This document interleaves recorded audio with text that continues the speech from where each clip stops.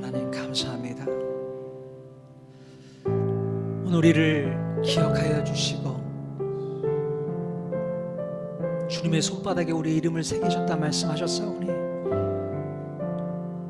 그 믿음을 가지고 담대히 주님 앞에 나가기를 원합니다. 우리를 눈동자같이 지켜 보호하시는 전능하신 우리 하나님을 의지합니다. 하나님을 믿습니다. 하나님만 바라봅니다. 주님만 붙들겠습니다. 나의 생명 되어 주시옵소서. 나의 소망이 되어 주시옵소서. 우리 모든 토론줄을 주님께서 다 태워 주시옵소서. 정직한 모습으로 주님 앞에 나가기를 원합니다. 거짓 없는 모습으로 주님 앞에 나가기를 원합니다. 깨끗한 심령으로 주님 앞에 나가기를 원합니다. 거룩한 주님의 자녀가 되기를 원합니다. 하나님의 백성으로 온전케 하여 주시옵소서. 오늘 시간 성령님이 역사하여 주실 줄로 믿사오며 예수님의 이름으로 간절히 기도하옵나이다. 아멘. 우리 하나님께 영광의 박수 드리겠습니다. 아멘. 아멘. 감사합니다.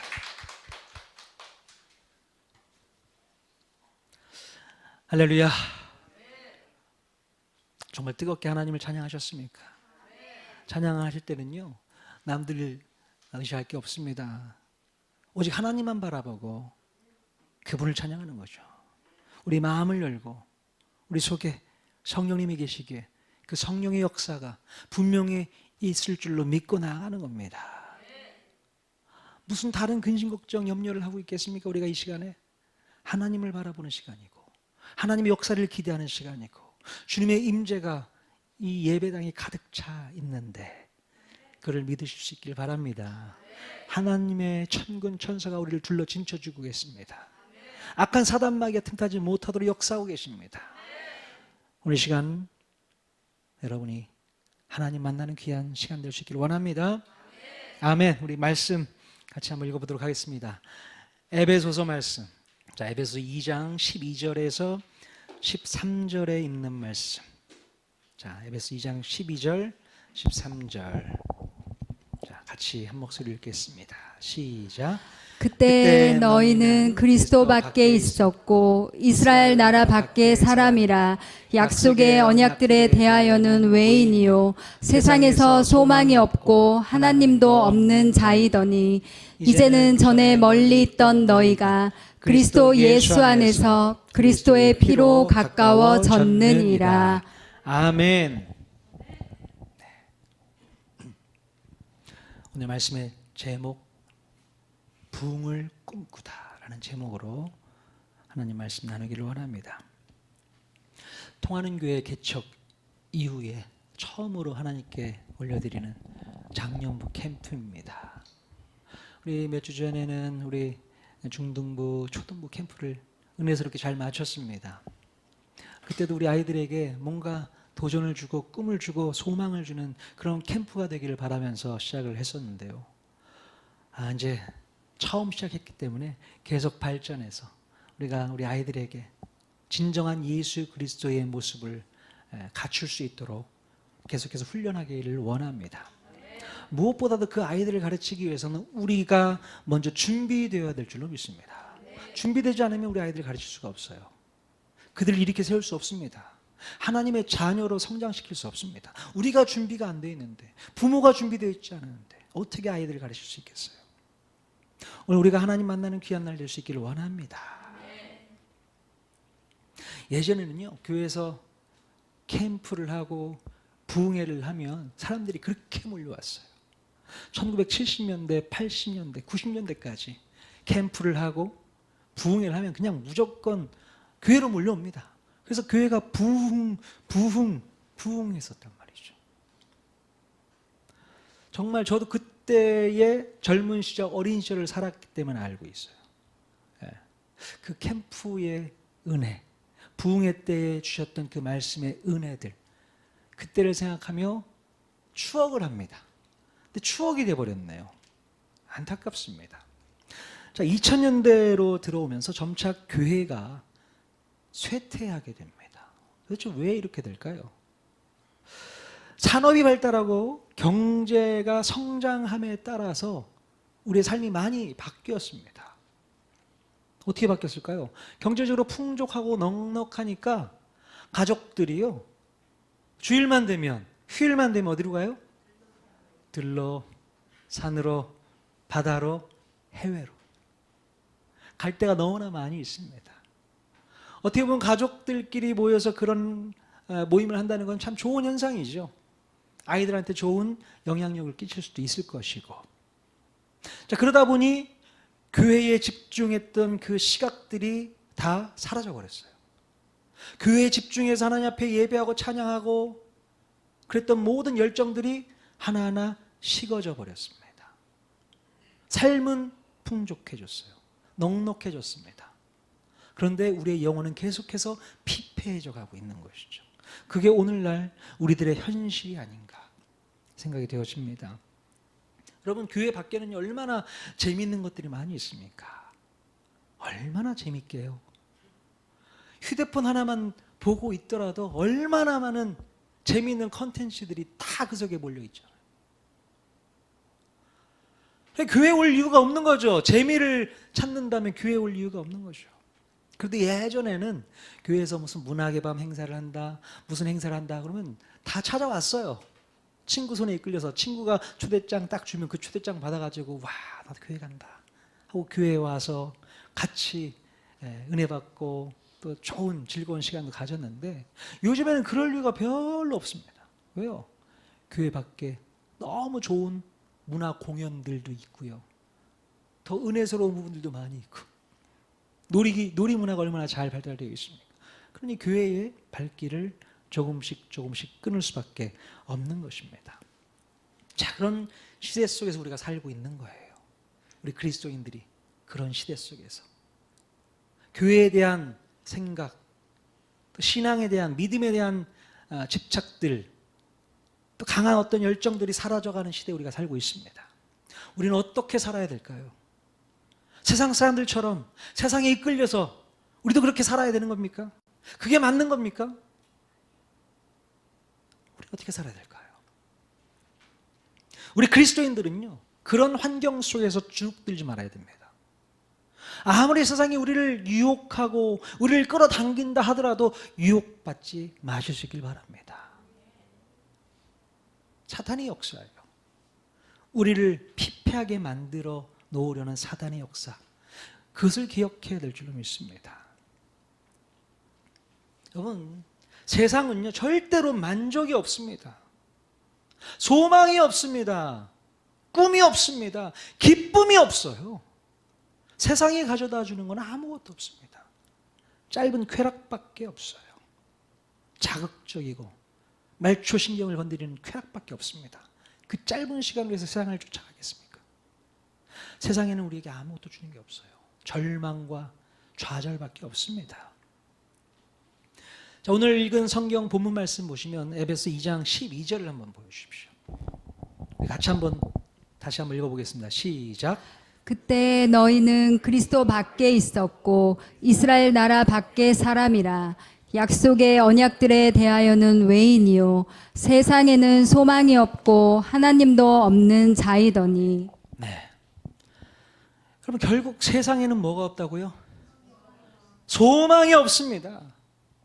소망이 없어요. 갈급함과 갈증을 느낄 수밖에 없는 것입니다. 아무리 세상 쫓아가 보십시오. 갈급함밖에 없어요. 갈증밖에 없습니다. 여러분, 갈증을 느껴보셨습니까? 갈증 나면요 계속 물을 마셔도 계속 갈증이 나요. 뭔가 채워지지 못하는 것이 있기 때문에 그렇습니다. 세상이 그렇습니다. 아무리 우리가 경제적으로 풍족한 삶을 살고 재미있는 것들이 우리 주변에 비일비재해도 소망이 없다. 소망이 없습니다. 자, 그러나 우리 그리스도인들에게는 대안이 있습니다. 어떤 게 있을까요? 13절 말씀 같이 한번 읽겠습니다. 시작. 이제는 전에 멀리 있던 너희가 그리스도 예수 안에서 그리스도의 피로 가까워졌느니라. 네. 세상 밖에 나가서 하나님과 멀리 있던 우리가 예전에는 그렇게 살았을지 몰라도 이제는 어떻게 했다고 했습니까? 그리스도 예수 안에서 그리스도의 피로 주님과 가까워졌다 얘기하고 있어요. 아멘. 주님과 가까워졌습니다. 예수 그리스도의 보혈이 우리를 그렇게 만들어 놓았습니다. 그걸 믿으십니까? 세상에 살면 늘 하나님과 멀리 떨어진 인생, 관계가 깨진 인생, 그런 인생을 사는 거죠. 그 소망 없는 인생 가운데 찾아오신 분이 바로 예수님인 줄로 믿습니다.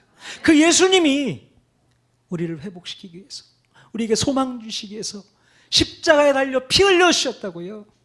그 예수 그리스도의 피가 우리를 회복시키신 줄로 믿습니다. 우리에게 다시 소망을 주셨다는 거예요.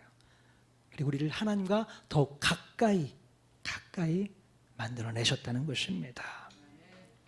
여러분, 하나님과 가까워지면 없었던 소망이 되살아납니다.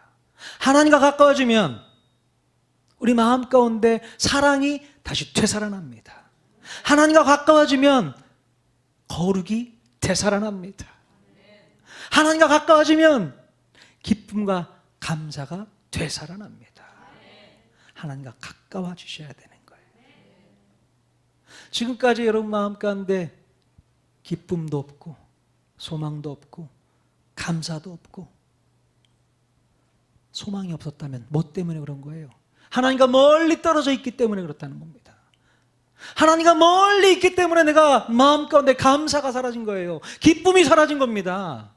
소망이 없는 거예요. 늘 좌절과 절망 속에서 불평하며 애타하며 속타하며 안타까워하며 괴로워하며 그렇게 살고 있는 거 아니겠습니까? 주님과 멀리 떨어져 있기 때문에.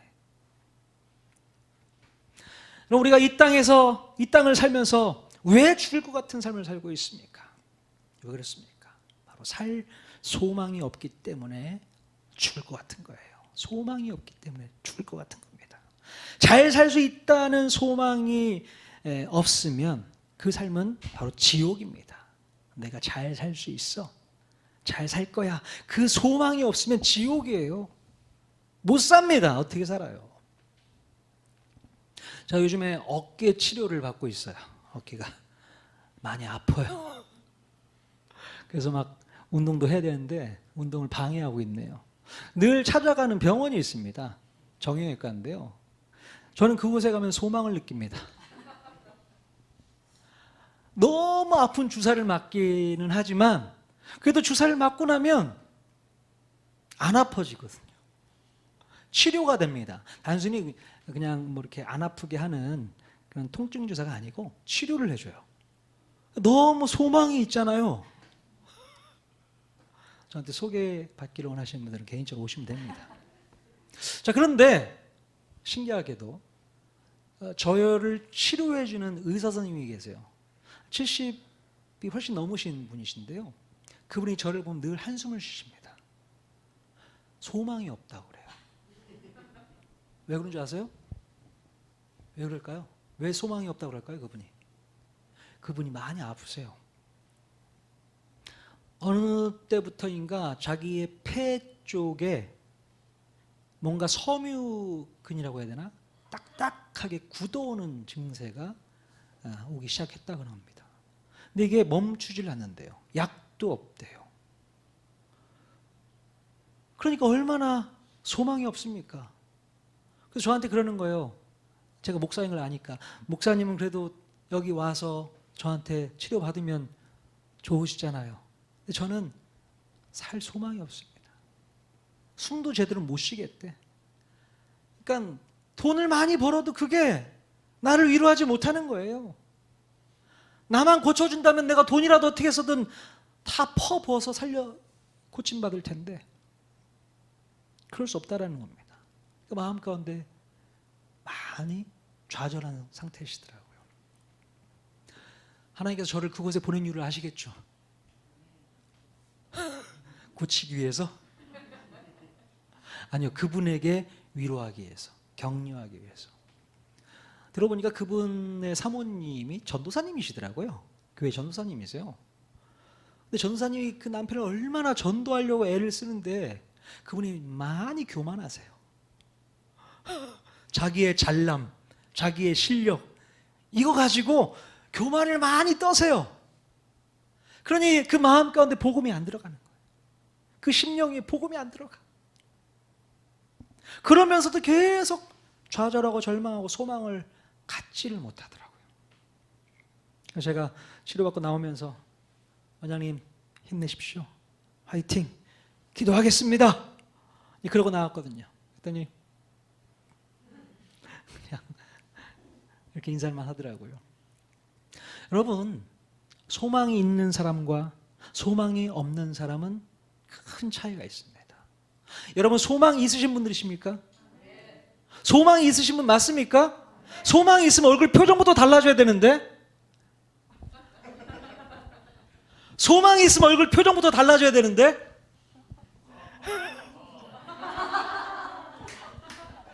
맞습니다. 소망이 있으면 우리 얼굴 표정부터 펴져야 되는 거예요. 소망이 없기 때문에 울상이죠. 죽상이죠. 늘 고통스러운 거예요. 늘 괴로운 겁니다. 언제 이게 끝날까? 언제 내가 이 땅을 하직하게 될까? 그것밖에 생각 못하는 겁니다. 그냥 반이 그래요. 자, 우리는 우리 마음 가운데 소망이 있기 때문에 살아갈 수 있는 것입니다. 그러나 소망이 없으면 그 자체가 지옥이고 죽음인 겁니다. 벌써 죽음을 살고 있는 거예요. 자, 다시 말하지만 우리는 예수 그리스도의 피로 하나님과 가까워졌기 때문에 소망이 있는 겁니다. 예수 그리스도의 피로 가까워졌기 때문에 소망이 있는 것입니다. 우리가 제대로 살 수 있는 비결 뭘까요? 제대로 살아갈 수 있는 비결 뭘까요? 당연히 예수 그리스도의 피로 가까워지는 거죠. 그분과 더욱 가까워지는 것이 우리에게 소망을 주는 비결이라고요. 그럼 주님과 가까워 주십시오. 우리 마음 가운데 소망이 우리를 살게 합니다. 그 소망이 사라지면 점검하셔야 돼요. 내 마음 가운데 소망이 사라지면 점검하셔야 됩니다. 내가 주님과 멀어져 왔나? 멀어져 있었나? 뭔가 가로막힌 게 있었나? 그걸 한번 살펴보셔야 됩니다. 아시겠습니까? 계속해서 이어가도록 할게요. 여러분, 교회에서 부흥이라는 말을 많이 씁니다. 아까 말씀의 제목이 뭐였죠? 부흥을 꿈꾸다. 부흥이 뭡니까? 자동차가 멈춰 있다가 붕 하고 가는 게 부흥입니까? 리액션 좋습니다. 감사해요. 멈춰 있다가 붕 하고 가는 게 부흥 아니겠어요? 웃긴 얘기지만 정말 그렇습니다. 붕 하고 가는 거예요. 여러분도 붕 하고 출발하는 그런 인생 될 수 있기를 바랍니다. 제가 며칠 전에 예전에 저랑 잘 지냈던, 친하게 지냈던 대전 대흥 침례교회 현재 담임 목사님이 계세요. 저랑 한 2살 정도 차이가 안 나기 때문에 되게 친하게 잘 지냈습니다. 그분을 어떻게 이제 만나게 되었어요. 제가 교회에 방문을 했거든요. 그랬더니 목사님이 저에게 차를 또 대접해 주시면서 또 옛날 얘기도 하고 추억도 얘기하면서 그런 얘기를 하더라고요. 아, 통하는 교회 많이 부흥했다면서? 그런 얘기를 하는 거예요. 어디서 그런 얘기를 들으셨어요? 대흥교회에서 이제 개척을 한 교회들이 많이 있는데 여러 교회들 중에서 그래도 통하는 교회가 많이 부흥했다라고 소문이 났다는 얘기를 들었다는 얘기예요. 그 얘기를 저한테 전달을 하더라고요. 그래요? 좋은 소문이 돌고 있네요. 오히려 감사했습니다. 그런 얘기를 해주시는 것이 너무 감사했어요. 그럼 도대체 그 목사님은 무엇을 가지고 우리 교회가 부흥했다고 그렇게 얘기를 할 수 있을까요? 뭘 가지고 부흥했다는 것을 얘기할 수 있습니까? 예? 뭐가 부흥인데? 신앙심? 어떻다고요? 신앙 뭐가 어떻게 됐다고요? 아, 뜨거워졌다고요? 그 뜨거운 게 더 뜨거워졌다고요? 아.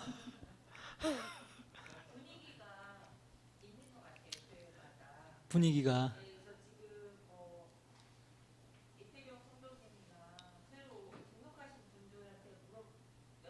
예. 아, 제가 물어볼까요, 그러면? 분위기가 어떤가? 예. 근데 이제 그분들이 보통 얘기하는 건 뭐냐면 부흥은 숫자입니다. 숫자. 무슨 숫자요? 성도들의 숫자.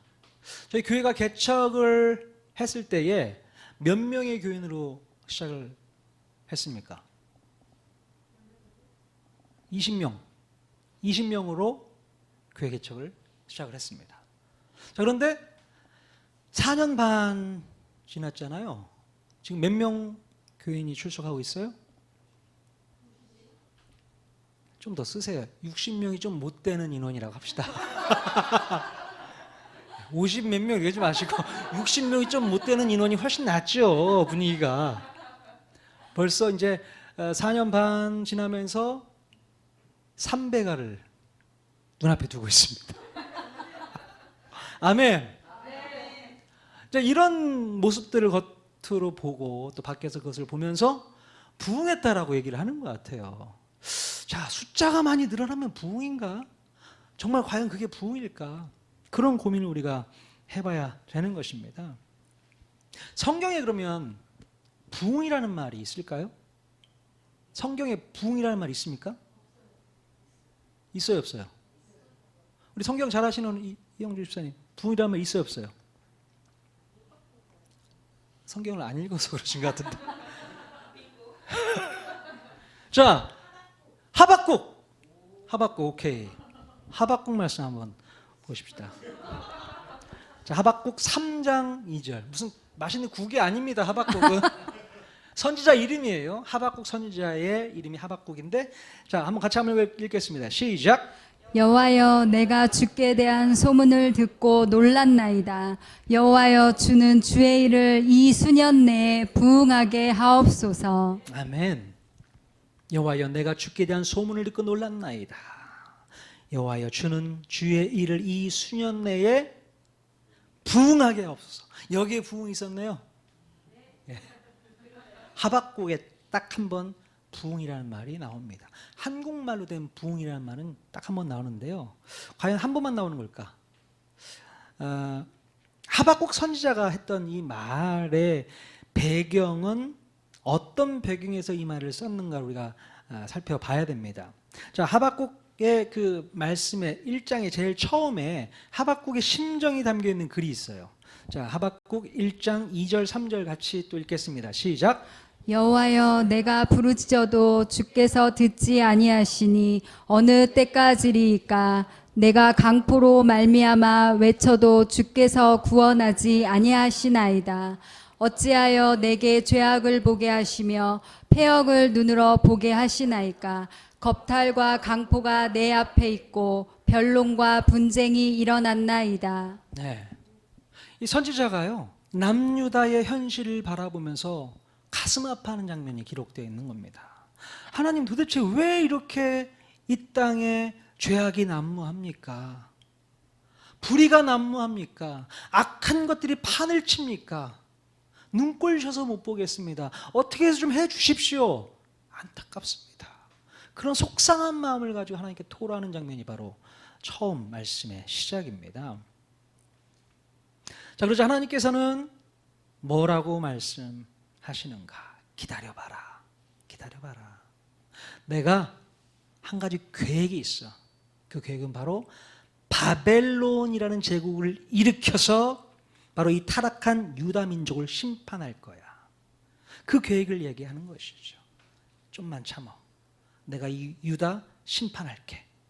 자, 그 얘기를 들은 하박국 선지자의 마음은 어땠을까요? 나이스. 오케이. 그랬을까요? 어땠을까요? 자, 하나님의 대답을 들은 하박국은요, 하나님의 말씀이 더 이해가 되질 않았던 거예요.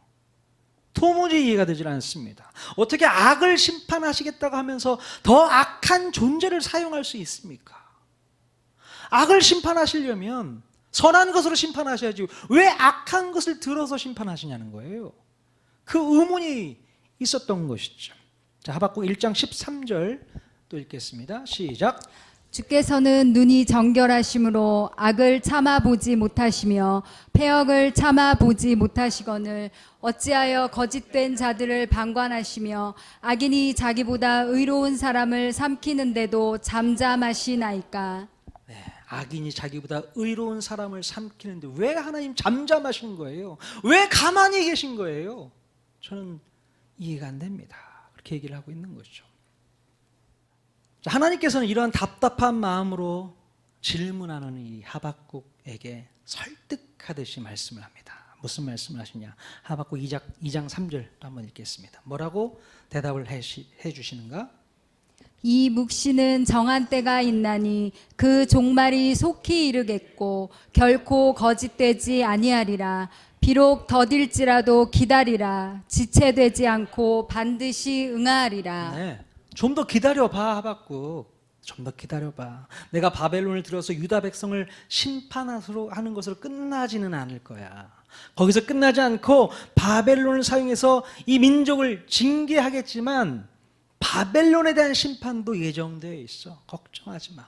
바벨론도 내가 심판하도록 할게. 그 다음에가 더 중요해. 그 뒤에 유다 민족이 회복될 것이야. 이제 알겠니? 내가 이런 큰 그림을 그리고 있어. 하박국 선지자에게 하나님께서 이 큰 그림을 알려주고 있는 것입니다. 이해가 되시죠?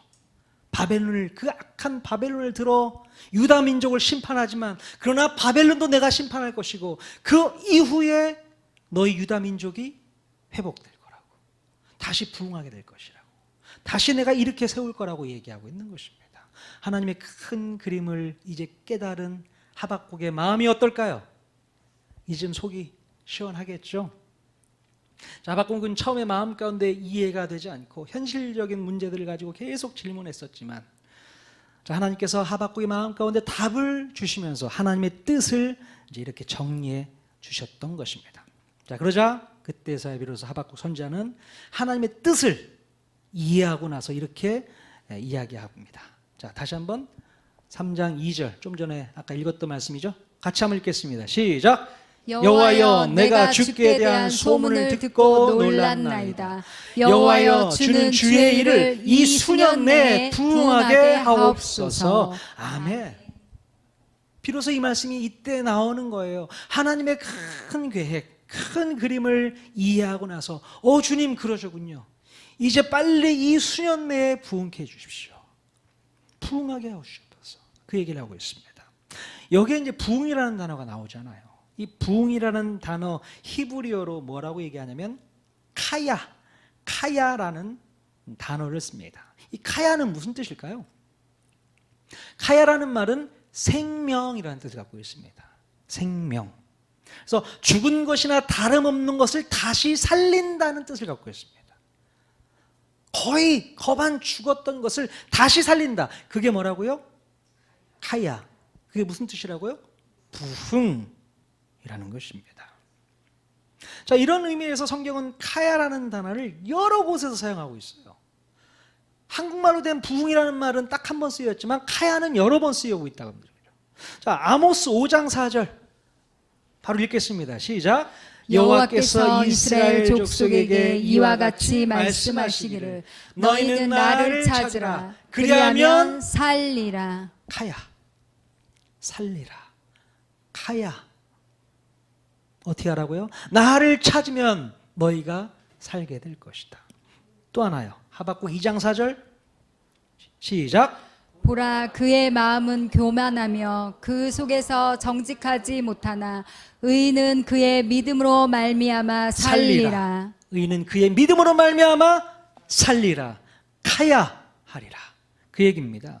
이 카야라는 말은 하나님과의 관계가 단절되어 있는 상태, 죽은 것 같은 상태에서 다시 살아나게 된다는 이야기를 하고 있는 거예요. 하나님과 멀어진 상태, 하나님과 단절된 상태, 그 상태가 죽음의 상태인데 그 상태에서 다시 살리는 것, 이것을 카야라고 하는 겁니다. 이게 부흥입니다. 하나님과의 관계가 다시 회복되는 것, 이게 부흥이라고요. 성경이 여러 곳에서 다시 살아나는 것, 이 말씀을 묘사하고 있습니다. 자, 우리 통하는 교회, 우리 교회를 보면요, 겉으로 볼 때, 이제 밖에서 볼 때는 많이 부흥한 것처럼 보여지나 봐요. 그래도 나쁜 소문보다 좋은 소문이 그런 거 좋은 거 아니겠습니까? 네? 좋죠? 자, 근데 요즘에 보면 코로나도 한 2년 반 이상 왔다 가잖아요. 그러니 마음 가운데 슬슬 냉랭해지는 마음이 찾아오기 시작했던 것 같습니다. 우리 마음 가운데 처음에 개척했을 때 그 뜨거웠던 마음, 그 마음이 어디론가 사라져 버렸고요. 그 뜨거움이 조금씩 식어진 것 같아요. 왜 이런 일이 발생한 겁니까? 하나님께 예배는 해요. 매 주마다 온라인 예배도 드리고 또 교회에 나와서 현장에서 예배 드리고 예배는 하는데 하던 거 하는데 왜 이렇게 됐냐 이거죠. 뭐가 문제일까요? 성도들 얘기를 가끔 들어보면 요즘 많이 힘들다라는 얘기를 합니다. 너무 안타까운 현실을 보게 돼요. 저희 어머님 최명순 집사님께서 뭐라고 하시냐면 요즘에는 기도를 하는데 눈물이 안 난다는 거예요. 기도를 하는데 눈물이 안 난대요. 예전에는 눈물을 많이 흘리셨다는 얘기겠죠. 그래서 정말 하나님 저희 눈에 눈물을 달라고 기도한답니다. 그러면서 눈물을 되찾고 계시다는 얘기를 하시더라고요. 신앙의 선배들은 그렇게 본인 스스로를 회복해 나가고 있습니다. 아, 내가 뭐가 문제구나. 나의 문제가 뭐라는 것을 진단하고 파악하고 회복하는 능력이 있어요. 그게 실력 아니겠습니까? 근데 그러지 못하는 사람들이 참 많이 있습니다. 회복이 안 되는 거예요. 차가워졌는데, 냉랭해졌는데 다시 뜨거워져야 되는데 뜨겁지가 않은 겁니다. 하나님과 더욱더 가까워져야 되는데 가까이 가지는 못하고 계속 멀어져 가는 것 같습니다. 하나님과 대화를 한 지가 꽤 오래된 것 같아요. 기도를 한다고 앉아있지만 기도가 잘 안 됩니다. 말씀을 읽으려고 펴도 그 말씀이 그 말씀인 거예요. 그 속에 담겨있는 하나님의 마음이 읽히질 않는 겁니다. 하나님의 애타게 부르짖는 그 마음이 읽혀지지 않는 거예요. 공감이 안 되고 있는 겁니다. 도대체 왜 이런 겁니까? 말씀을 읽어도 깨달아지지 않고 기도를 해도 응답받지 못하고 성도들과도 많이 멀어진 것 같아요. 대면합니다. 예전에는 그래도 교회에서 점심 먹고 예배 끝나고 나서 점심 먹고 교제도 나누고 그런 시간을 많이 가졌잖아요. 맛있는 점심 먹고 나서 또 제가 또 커피 딱 따라드는 커피 쫙 마시면서 또 여름에는 또 얼음 딱 넣어가지고 그냥 시원하게 그냥 아이스 아메리카노 쫙 드시면서 그때가 생각나시죠? 그때 참 재미있고 뜨거웠던 것 같습니다. 요즘에 그런 시간이 사라져 버리다 보니까 우리 마음 가운데 하나님과 멀어지는 계기가 생겨버린 것 같아요. 성도들과도 멀어지는 계기가 생겨버린 것 같습니다. 그러니 조금씩 우리가 마음을 닫고 사는 것 같아요. 열지를 못합니다. 어색해요. 이제는 어색합니다. 요즘 계속 여러분 마스크를 벗고 다니니까 어색한 거 있죠? 지나가던 사람이 마스크를 벗고 지나가더라고요. 어색해라. 그렇지 않습니까? 늘 하던 걸 또 안 하면 어색한 거예요. 우리 교회의 모습이 이렇게 됐어요. 어색해졌습니다. 교제를 하자고 이렇게 앉아있으면 어색하고 무슨 얘기를 해야 되지? 빨리 회복해야 되는 거예요. 이게 바로 우리의 문제일 수 있습니다. 우리의 마음을 좀먹는, 우리를 냉랭하게 만드는, 우리의 마음을 식게 만드는 그런 주범이 아닌가 그런 생각을 해보게 됩니다. 자, 우리에게 필요한 게 뭘까요? 이게 바로 부흥입니다. 우리 마음 가운데 죽을 것 같은 마음들이 계속 있잖아요. 말은 안 해서 그렇지, 겉으로 표현은 안 해서 그렇지, 속으로 얼마나 골마 있는 것들이 많이 있어요. 가정에서, 직장에서, 내 개인적인 인생 가운데 골마 있는 부분들이 얼마나 많이 있습니까? 어떻게 그것도 소문낼 수도 없는 것이고 죽을 것 같잖아요. 바로 그런 사람들에게 필요한 게 뭐라고요? 부흥입니다. 카야가 필요하다는 거예요. 다시 살아나야 되는 겁니다. 하나님의 뜻을 여러분이 깨달으셔야 됩니다. 아, 내가 지금 필요한 게 부흥이구나. 내가 필요한 게 지금 부흥이구나. 자, 그런데 부흥은 그냥 가만히 앉아있다고 해서 찾아오지 않습니다. 가만히 있으면 부흥이 찾아옵니까? 다시 살아납니까? 아니요, 살지 못합니다. 우리가 하나님께 살려달라고 간절히 부르실 때에 그때에 하나님께서 응답하실 줄로 믿습니다.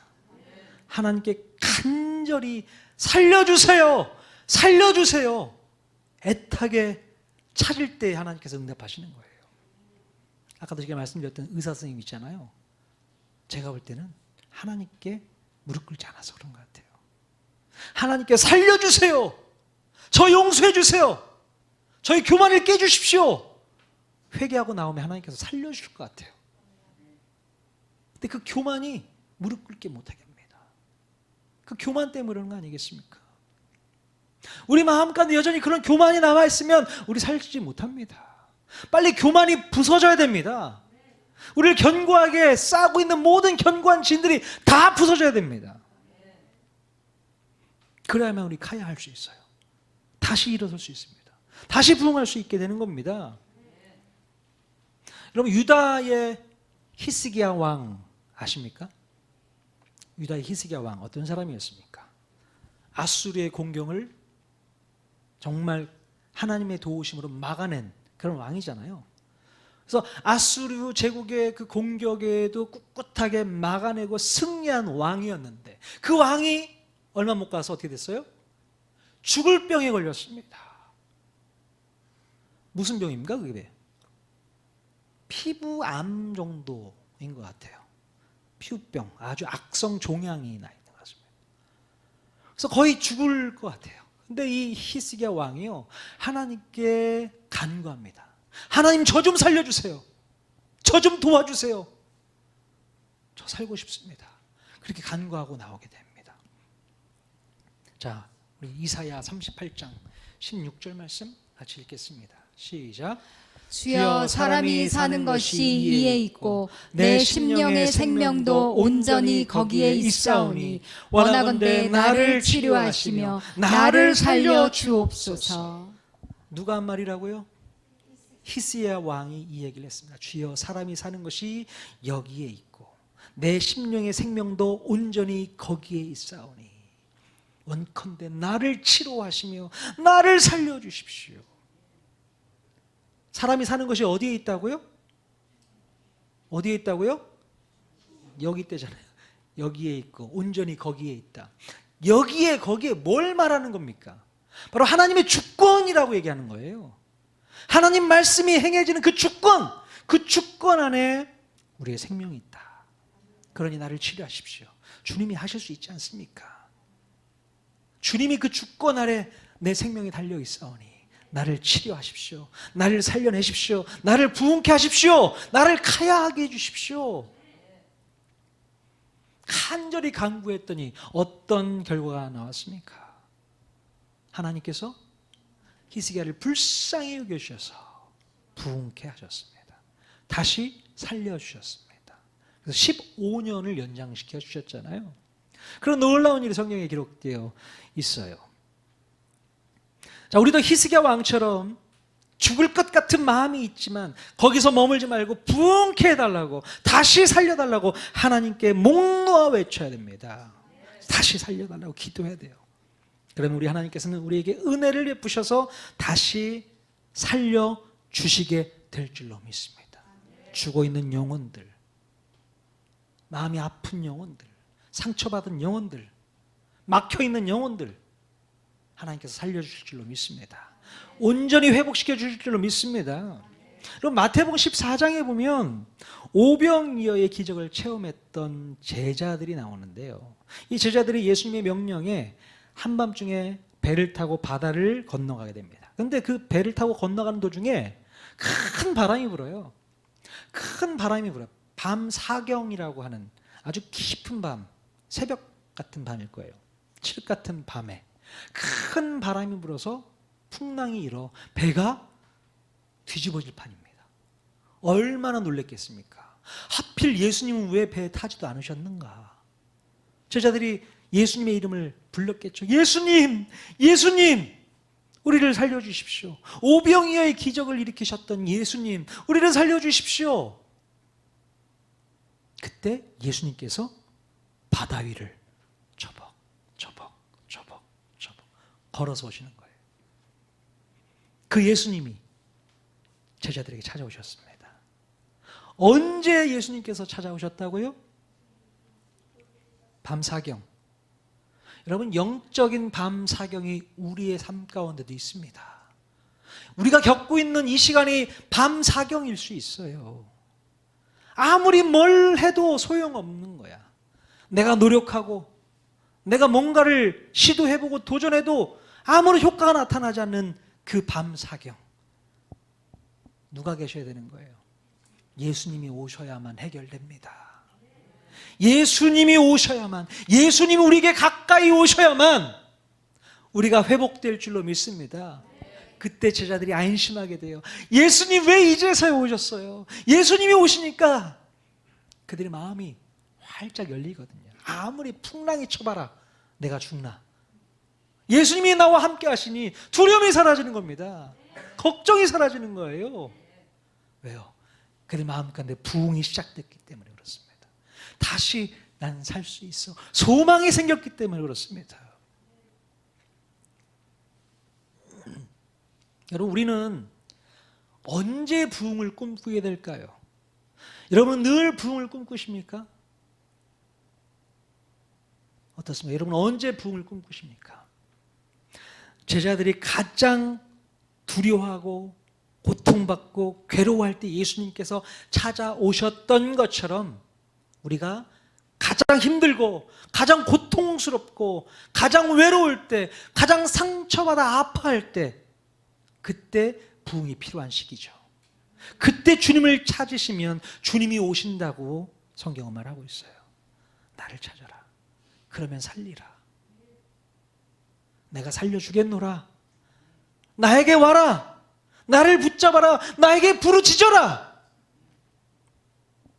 주님이 우리에게 그렇게 말씀하고 있습니다.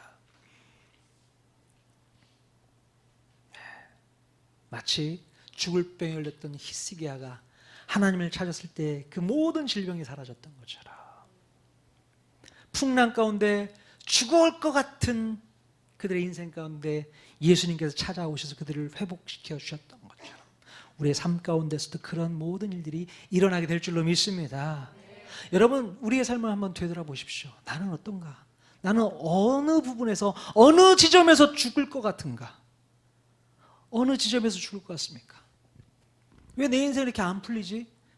우리 가정은 왜 이렇게 어두움만 있지? 왜 나는 건강하지 못하지? 왜 나는 돈이 없지? 내 인생은 왜 이렇게 캄캄하지? 이게 다 죽을 것 같은 인생 아니겠습니까? 우리 자식들은 제대로 지금 하나님을 믿고 있나? 목사인 제가 그 걱정을 하고 있습니다. 우리 아들, 우리 딸, 이 녀석들이 정말 예수님 잘 믿을 수 있을까? 나중에 뒤통수 치면 어떡하지? 아빠가 목사인데 아빠 나는 예수님이 하나도 궁금하지 않아. 예전에 제 딸한테 들었던 소리예요.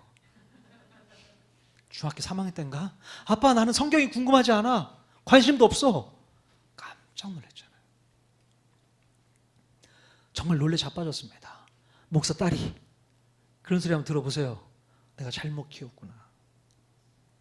지금은 어떨지 모르겠어요. 그래서 막 우리 개척하고 나서 우리 소원이한테 또 시원이한테 통성경도 가르치고 하나님 말씀 어떻게 해서든 가르쳐 보려고 노력을 많이 했는데 이제는 또 내 손을 떠나가 버렸네. 학교가 또 멀어가지고 자주 찾아오지도 않고 예배는 잘 드리나 모르겠어요. 여러분 한순간입니다. 자식들이 내 품 안에 있는 게 금방이에요. 금방입니다. 금방 떠나가요. 빨리 떠나갔으면 좋겠죠. 빨리 떠나갔으면 좋겠다 하시는 분도 계셔. 자, 그런데 예수님을 잘 믿고 나가야죠. 잘 품고 나가야죠. 예수 믿지 않고 떠나가면 죽음이에요. 또 죽음입니다. 그 죽음을 바라보는 나도 죽음인 거죠. 내 자식이 지옥의 길을 걷고 있는데 어느 부모가 좋아하겠습니까? 고통스럽죠. 내가 잘못 키웠구나. 내 자식을 내가 잘못 키웠구나. 하나님 말씀을 아무리 집어넣어도 안 들어가더니 정말 저 녀석이 하나님 말씀을 모르는구나. 너무 속상하죠. 하나님께 매달려야 되는 겁니다. 매달려야 돼요. 아무리 열심히 돈을 벌려고 해도 왜 나에겐 돈이 없나? 맨날 빚만 지고 어떻게 해결하지? 감당을 못하겠는 분들이 많으시잖아요. 그래서 어디를 찾아갑니까? 복권방, 로또방 찾아가서 맨날 긁고 있고. 안 돼요, 안 돼. 아무리 해봐도 되나? 안 맞아요. 괜히 로또인가? 안 맞아. 그런 거 노리지 마십시오. 하나님께 맡기셔야죠. 그냥 죽으면 죽으리이다. 그런 마음으로 사셔야 됩니다. 남들 누리는 거 다 못 누려도, 남들 하는 거 다 못해도 하나님께서 그냥 살게 하시니 사는 겁니다. 하나님 왜 나에게는 건강을 안 주세요? 요즘 죄송한 얘기지만 요즘처럼 정말 힘들 때가 없어요. 자, 그러려면 다 아파. 온몸이 아파. 양쪽 어깨가 다 아파. 허리도 아파. 누가 갱년기라고 하셨어요? 제 나이가 몇 갠데 아직 갱년기 아닙니다. 죄송한 얘기지만 제가 어머니 닮아서 그래요. 유전입니다. 어머니가 맨날 아프시다고 하셔. 그러니까 제 동생도 아프다고 그러더라고요. 관절 쪽이 많이 약한 것 같아요. 정말 그래요. 죽을 것 같은 그런, 저는 약과죠. 근데 우리 교회 성도들 중에서도 보면 되게 약하신 분들이 많아요. 어르신들 중에서도 그렇고. 육신적인 어려움, 재정적인 문제, 가정적인 문제, 개인의 아픔, 상처, 고통, 그거 고치려면 하나님 찾아가야 돼요. 하나님이 답입니다. 내 힘으로 못 고칩니다.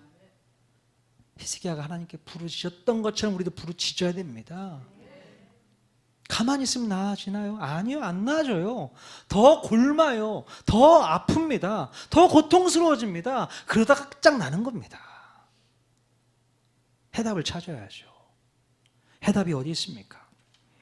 하나님께 매달리는 거죠. 하나님을 찾는 겁니다. 부흥을 달라고 외칠 수 있어야 되는 겁니다. 여러분, 부흥을 달라고 외칠 수 있는 게 은혜인 거 아세요?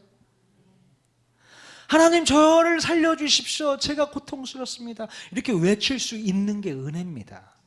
많은 사람들이, 세상에 많은 사람들이 자기가 죽어가고 있다는 사실도 모르고 있습니다. 이러다가 그냥 죽지, 영적인 죽음을 살고 있다는 것을 모른다는 거죠. 그러나 여러분들은 알고 계시잖아요. 내가 이러고 살다가는 죽겠구나. 그게 은혜입니다. 하나님께서 여러분들을 불러내셨잖아요. 그게 은혜입니다. 하나님, 제가 주님 앞에 더 가까이 가고 싶습니다 라는 것을 깨닫고 나아가는 게 은혜입니다. 하나님을 향해서 달려가려고 하지 못하는 세상 사람들, 어리석은 사람들, 참 불쌍한 사람들이죠. 우리 통하는 교회 모든 성도들, 특별히 오늘 이 자리에 나오신 여러분들은 참 지혜로운 분이시고요, 참 은혜가 많으신 분들입니다. 어떻게 해서든 와 있잖아요. 목사가 오라고 해서 와 앉아있든, 자발적으로 앉아있든, 와서 앉아있으면 하나님께서 나를 살려내시겠지 하는 마음으로 오신 거 아니겠습니까?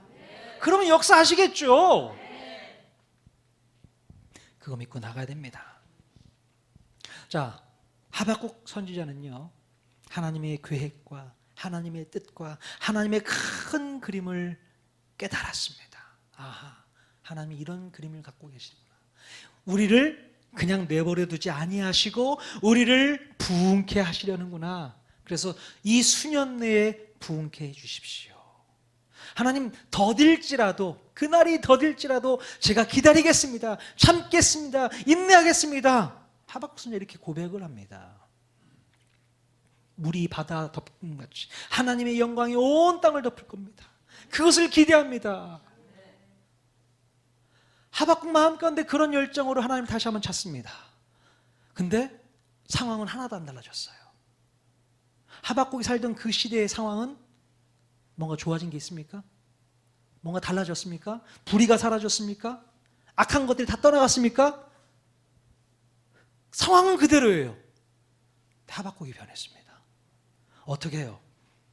자, 하박국 3장 17절 18절 같이 읽겠습니다. 시작. 비록 무화과 나무가 무성하지 못하며 포도나무에 열매가 없으며 감람나무에 소출이 없으며 밭에 먹을 것이 없으며 우리의 양이 없으며 외양간에 소가 없을지라도 나는 여호와로 말미암아 즐거워하며 나의 구원의 하나님으로 말미암아 기뻐하리로다. 아멘. 네. 하박국의 상황은 변하지 않았습니다. 늘 열매 없고, 늘 가난하고, 늘 부족하고, 늘 불안한 상태, 환경이 바뀌지 않았어요. 그런데요, 왠지 모를 기쁨이 샘솟기 시작합니다. 어디서부터 왔는지 모르겠지만 나의 구원의 하나님으로 말미암아 내가 기뻐하리로다. 소망이 생기기 시작하는 거예요. 하나님께서 일하실 것을 기대하는 마음이 생기기 시작했다는 겁니다. 그냥 이대로 두시지 않는구나. 나를 내버려 두시지 않는구나. 이 민족을 살려내시는구나. 그 기대감이 노래를 바꿔놓게 했습니다. 처음에는 어떻게 시작했습니까? 하나님, 도대체 왜 이 나라가 이 지경입니까? 왜 이 땅이 이렇습니까? 그런 불평과 원망 속에서 살았던 하박국이 이제 하나님의 큰 그림과 하나님의 뜻과 계획을 알아버렸으니 이제 그 믿음, 하나님께서 우리를 살리시겠구나, 부흥케 하시겠구나, 그 마음 가지고 자기 마음을 변화시켜 버렸습니다. 기쁨이 샘솟는 거예요. 하나님이 일하시겠구나, 나를 변화시키겠구나. 그게 소망입니다. 소망을 붙들었더니 내 마음 가운데 기쁨이 생겨나게 되는 거예요. 여러분 마음 가운데 진정한 소망이 생겨날 수 있기를 원합니다. 하나님이 하시겠구나. 내가 할 수 있는 게 아무것도 없구나. 내가 아무리 발버둥쳐도 될 수 있는 게 아무것도 없구나. 오직 하나님만을 의지할 것뿐이구나. 자, 그러면 환경이 바뀌지 않고, 상황이 좋아지지 않고, 돈이 많아지지도 않고, 건강이 좋아지지도 않고, 뭔가 문제가 계속 있는 것 같지만 그래도 마음이 바뀝니다. 기다려지거든요. 뭐가요? 하나님께서 일하실 것이 기다려집니다. 하나님의 일하실 것을 기대하는 마음으로 살게 되니 기쁨이 샘솟습니다. 먼저 바라보는 거죠. 아, 저렇게 바뀔 거구나. 그걸 생각하니까 감사가 넘치는 거예요. 미리 감사해버리는 거예요. 미리 기뻐해버리는 겁니다. 그게 가능하구나. 그래서 항상 기뻐해라, 쉬지 말고 기도해라, 범사에 감사해라. 아하, 이 말씀이 여기서 비롯된 말씀이구나, 이 생각이 드는 거죠. 여러분 기대하십시오. 여러분의 인생을 바꾸실 겁니다. 여러분의 가정을 바꾸실 겁니다. 우리 교회를 바꾸실 겁니다. 이 나라와 이 민족을 바꿔내실 겁니다. 그게 부흥입니다. 다시 살아나야죠. 그러기 위해서 여러분 우리 영원히 사셔야 됩니다. 우리가 먼저 사십시다. 우리가 먼저 부흥하십시다. 그러면 우리 교회의 모든 성도들, 여기 참여하지 못한 모든 성도들도 그 부흥의 불씨가 붙어서 불을 활활 타오르게 할 거예요. 저는 믿습니다. 예전처럼 더 뜨거워지는 그런 모습으로 하나님 앞에 나아가는 저와 여러분 모두가 다 될 수 있기를 주님의 이름으로 간절히 축원드립니다. 예전에는 소망도 없었고 하나님을 몰랐던 이들이 이제는 어떻게 된다고요? 예수 그리스도 안에서 그의 피로 말미암아 가까워졌느니라. 주님과 더욱더 가까이 가는 저와 여러분 모두가 다 될 수 있기를 주님의 이름으로 간절히 축원드립니다.